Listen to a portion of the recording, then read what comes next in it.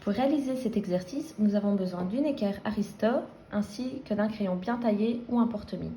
Idéalement, la construction d'une rotation se fait à l'aide d'un compas, mais si vous n'en avez pas, je vais vous donner une autre alternative.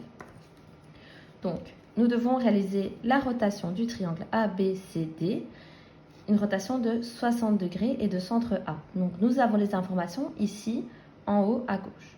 Donc, on va s'intéresser tout d'abord à l'amplitude 60 degrés. Donc, nous savons qu'il y existe des amplitudes positives et des amplitudes négatives. Pour rappel, quand l'amplitude est négative, nous allons dans le sens des aiguilles d'une montre. Quand l'amplitude est positive, nous allons dans le sens inverse des aiguilles d'une montre. Ici, nous allons donc faire une rotation dans le sens inverse des aiguilles d'une montre.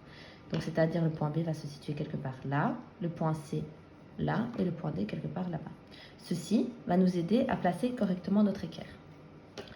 Donc, nous allons faire l'image du point B. Donc, nous allons placer notre équerre comme si nous allions faire une symétrie centrale. C'est-à-dire, nous allons faire le 0 de notre équerre sur le point A et nous allons faire correspondre l'équerre ici au point B. On va faire une rotation de 60, donc on va faire ici un trait à 60.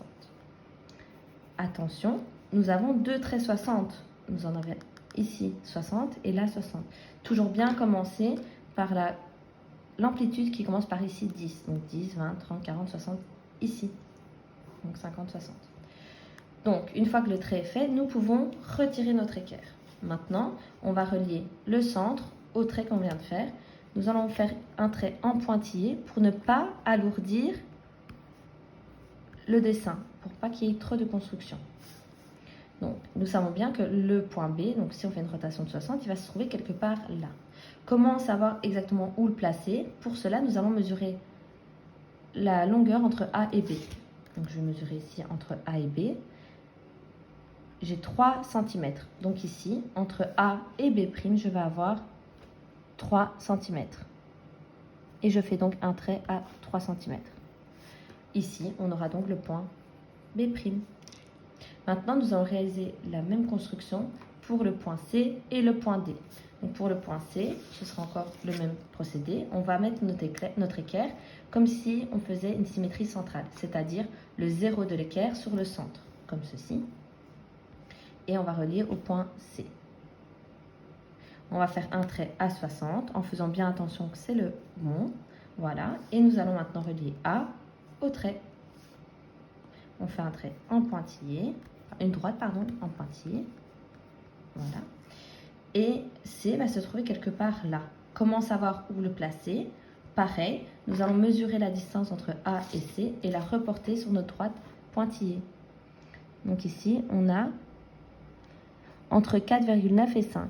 Donc nous allons ici mesurer entre 4,9 et 5. On va faire un trait.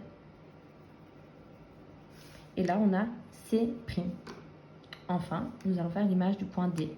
Pareil, on va placer notre équerre comme si on faisait une symétrie centrale. Le 0 de l'équerre sur le centre. Et on va faire correspondre au point D. On va effectuer un trait au 60 parce qu'il s'agit d'une rotation de 60 degrés.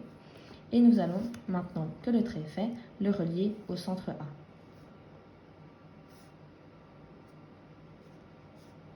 Donc, une droite en pointillé.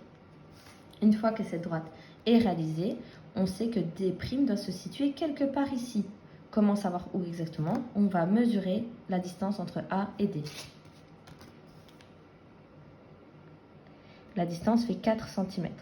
D'accord? Donc, nous allons reporter cette longueur ici.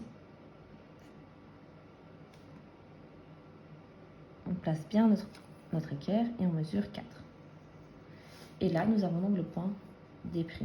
Il nous reste un seul point que j'ai un peu laissé de côté, c'est le point A. Pourquoi? Parce que c'est le cas particulier où le centre appartient aussi à la figure sur laquelle autour de laquelle nous allons tourner.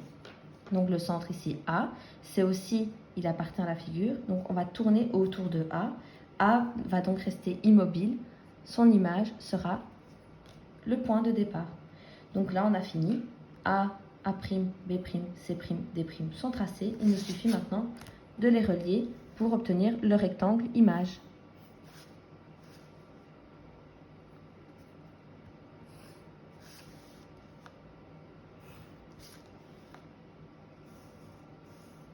Voilà, nous voyons bien que par rapport au rectangle de départ, on a bien tourné autour du point A d'une amplitude de 60 degrés. Et là, nous avons fini notre construction.